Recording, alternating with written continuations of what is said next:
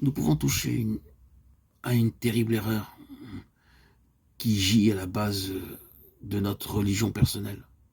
Un homme peut penser, j'ai mes affaires, mes devoirs de famille, mes relations en tant que citoyen, et je ne puis rien changer à tout cela.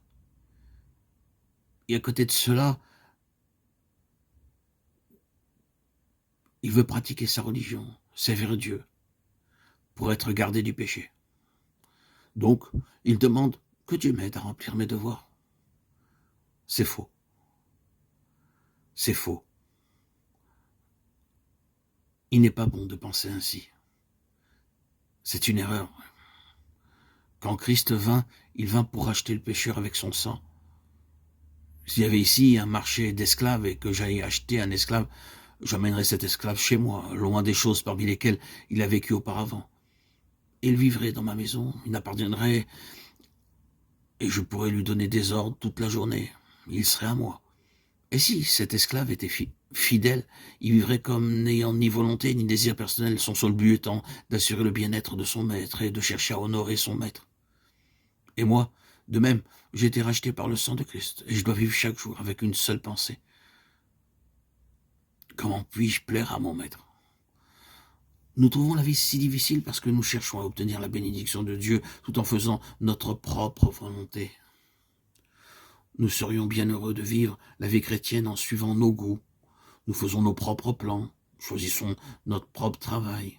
Et ensuite, nous demandons au Seigneur Jésus de venir prendre soin, que le péché ne nous domine pas trop et que nous n'allions pas trop loin sur le mauvais chemin.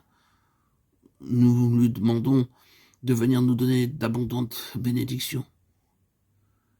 Mais ici, nos relations avec Jésus devraient être telles que nous fussions entièrement à sa disposition et que nous venions chaque jour à lui humblement et tout droit pour lui dire « Seigneur, y a-t-il quelque chose en moi qui n'est pas en accord avec ta volonté, qui n'a pas été commandé par toi ou qui ne t'est pas entièrement consacré ?»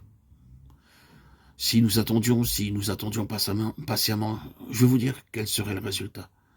Cela créerait entre Christ et nous une relation si intime et si tendre que nous serions ensuite étonnés de la manière dont nous avons pu vivre auparavant avec cette idée « je suis consacré à Christ ».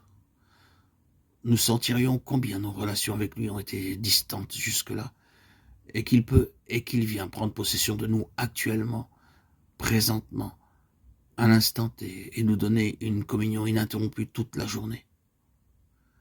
Le serment nous appelle à une entière consécration.